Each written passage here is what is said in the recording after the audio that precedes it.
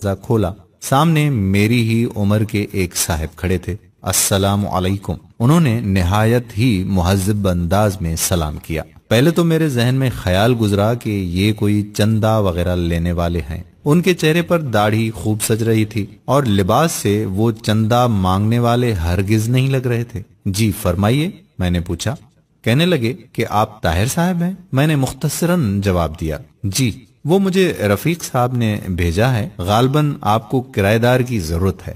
ہاں، مجھے اچانک یاد آیا کہ میں نے دفتر کے ایک ساتھی کو بتایا تھا کہ میں نے اپنے گھر کا اوپر والا پورشن کرائے پر دینا ہے۔ اگر کوئی نیک اور چھوٹی سی فیملی اس کی نظر میں ہو تو بتائیں، کیونکہ دفتر کی تنخواہ سے خرچے پورے نہیں ہوتے۔ مجھے افسوس ہوا کہ میں نے اتنی دھوپ میں کافی دیر اسے باہر کھڑا رکھا۔ اسے 6 ماہ کے لیے مکان کرائے پر چاہیے تھا، کیونکہ اپنا مکان وہ گرا کر دوبارہ تعمیر کروا رہے تھے۔ میں نے 3000 کرایہ بتایا، لیکن بات 2000 پر پکی ہو گئی۔ وہ چلا گیا تو مجھے افسوس ہونے لگا کہ کرایہ کچھ کم ہے، گو کہ اوپر صرف ایک چھوٹا سا کمرہ، کچن اور باتھ روم تھا۔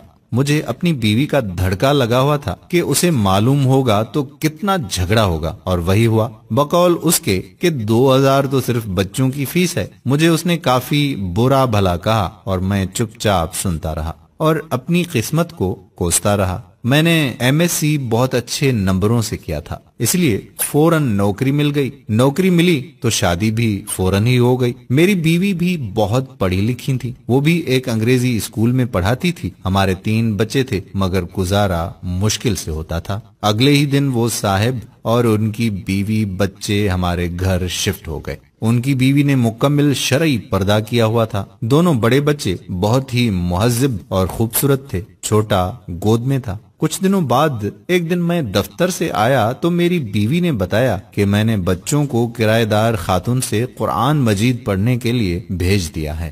اچھا پڑھاتی ہیں، ان کے اپنے بچے اتنی خوبصورت تلاوت کرتے ہیں۔ مزید کچھ دن بعد میں نے ان کے ایک بیٹے سے تلاوت سنی تو پہلی مرتبہ میرے دل میں خواہش ابھری کہ کاش ہمارے بچے بھی اتنا اچھا قرآن مجید پڑھیں۔ ایک دن میں باہر جانے لگا تو اپنی بیوی سے پوچھ ہی لیا کہ وہ پارلر جائے گی تو لیتا چلوں، کیونکہ پہلے تو 2 مہینے میں 3-4 مرتبہ پارلر جاتی تھی اور اس مہینے میں ایک بار بھی نہیں گئی تھی۔ اس نے جواب دیا کہ پارلر فضول خرچی ہے، جتنی خوبصورتی چہرے پر 5 بار وضو کرنے، نماز اور تلاوت سے آتی ہے کسی چیز سے نہیں آتی۔ اگر زیادہ ضرورت ہو تو گھریلو استعمال کی چیزوں سے ہی چہرے پر نکھار رہتا ہے۔ ایک روز میں کیبل پر ڈرامہ دیکھ رہا تھا تو میرے چھوٹے بیٹے نے مجھے بغیر پوچھے ٹی وی بند کر دیا اور میرے پاس آ کر بیٹھ گیا۔ بابا، یہ بیکار مشغلہ ہے، میں آپ کو اپنے نبی حضرت محمد صلی اللہ علیہ وآلہ وسلم کا ایک واقعہ سناؤں؟ مجھے غصہ تو بہت آیا، لیکن اپنے بیٹے کی زبانی جب واقعہ سنا تو میرا دل بھر آیا۔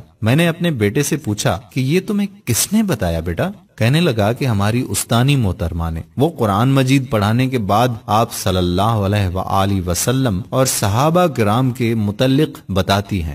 اپنے گھر کی اور بیوی بچوں کی تیزی سے بدلتی حالت دیکھ کر میں حیران ہو رہا تھا کہ ایک روز بیوی نے کہا کہ کیبل کٹوا دیں، کوئی نہیں دیکھتا اور ویسے بھی فضول خرچی اور اوپر سے گناہ ہے۔ چند روز بعد بیوی نے شاپنگ پر جانے کو کہا تو میں بخوشی تیار ہو گیا۔ اس نے کافی دنوں بعد شاپنگ کا کہا تھا، ورنہ پہلے تو آئے دن بازار جانا رہتا تھا۔ کیا خریدنا ہے؟ میں نے پوچھا۔ کہنے لگی برقع۔ میں نے کہا کیا برقع؟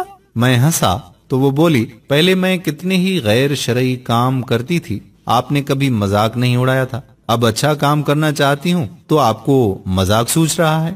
میں کچھ نہ بولا۔ پھر چند دن بعد اس نے مجھے کافی سارے پیسے دیے اور کہا کہ فرج کی باقی قیمت ادا کر دیں تاکہ مزید قسطیں نہ دینی پڑیں۔ اتنے روپوں کی بچت کیسے ہو گئی؟ وہ مسکرائی، کہنے لگی بس ہو گئی، جب انسان اللہ تعالیٰ کے بتائے ہوئے احکام پر چلنے لگے تو برکت خود بخود ہو جاتی ہے۔ یہ بھی وہ کرایہ دار خاتون نے بتایا ہے۔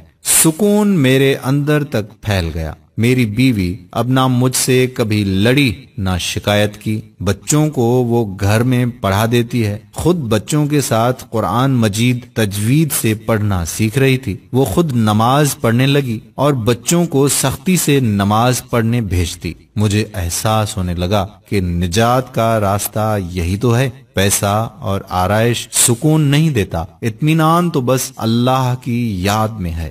مجھے اس دن 2000 کرایہ تھوڑا لگ رہا تھا، آج سوچتا ہوں تو لگتا ہے کہ وہ تو اتنا زیادہ تھا کہ آج میرا گھر سکون سے بھر گیا ہے۔ دوستو، دلوں کا سکون تو صرف اللہ کی یاد میں ہے۔ اگر یہ ویڈیو اچھی لگے تو ایک لمحہ ضائع کیے بنا شیئر کر دیں، کیونکہ آج کل ہمارے گھروں میں پیسہ تو کافی آ گیا ہے لیکن سکون نہیں۔ ہماری ویڈیو کتنی اچھی لگی کتنی نہیں کمنٹ باکس میں ضرور آگاہ کریں۔ جزاک اللہ خیرہ۔ السلام علیکم ورحمۃ اللہ وبرکاتہ۔